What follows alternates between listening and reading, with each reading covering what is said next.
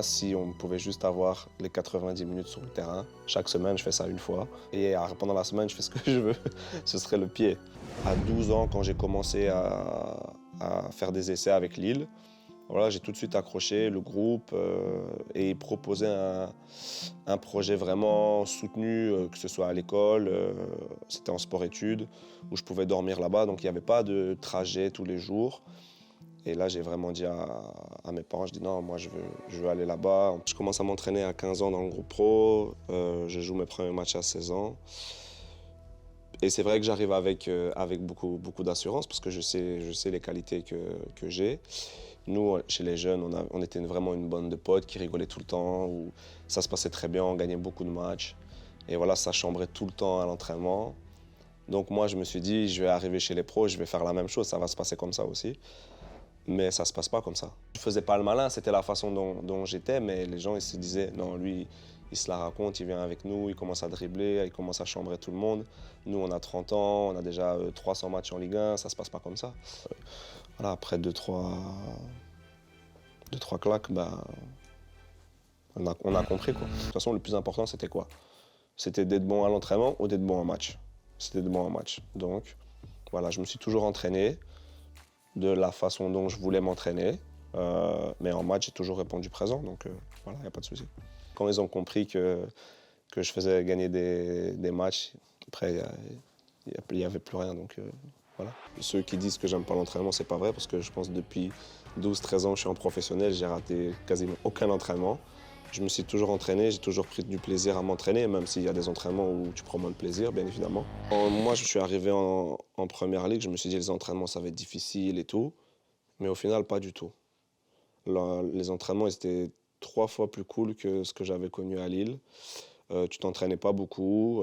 Comme les matchs, ils prennent tellement d'énergie, en fait, à l'entraînement, tu travailles pas énormément. Les entraînements, ils n'ont jamais été vraiment poussés quand je suis arrivé. C'est ce qui m'a un peu surpris. Et c'est là que je me suis dit aussi, c'est peut-être grâce à ça aussi que en match, les Anglais, ils se donnent vraiment à 200%, ça s'arrête jamais parce qu'ils sont peut-être plus frais en match que ce soit en Ligue 1, que ce soit en Espagne ou je sais pas.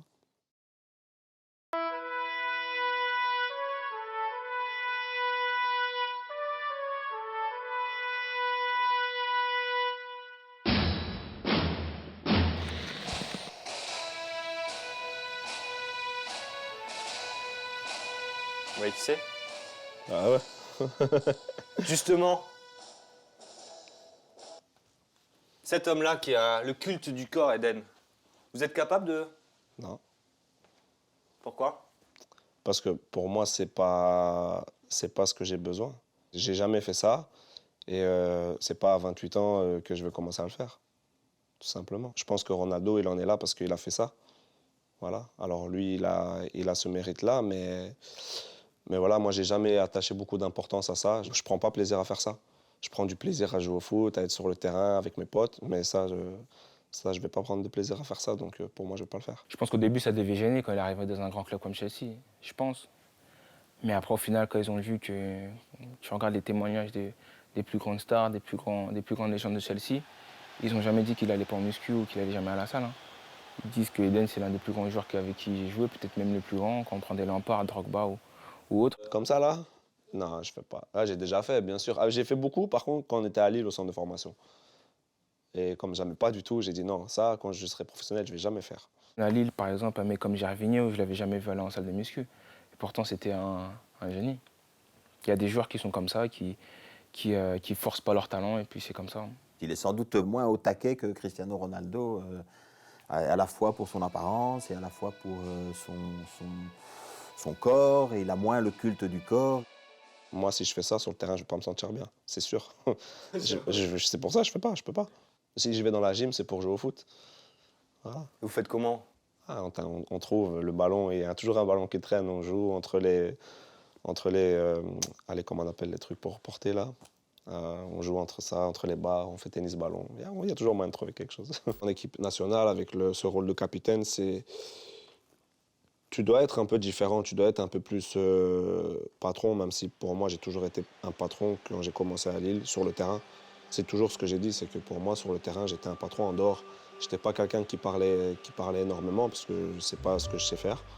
Je suis quelqu'un qui va rigoler à chaque fois. Même quand on perd, je vais rigoler. Alors qu'en tant que capitaine, tu ne peux pas rigoler quand tu perds. Eden, c'est un leader footballistique, avec toutes les qualités qui lui sont propres et que tout le monde connaît. Donc voilà, ça c'est la grosse différence par rapport à ce qui s'était produit auparavant. Si on pouvait juste avoir les 90 minutes sur le terrain, chaque semaine je fais ça une fois. Et pendant la semaine je fais ce que je veux, ce serait le pied. Je ne changerai pas.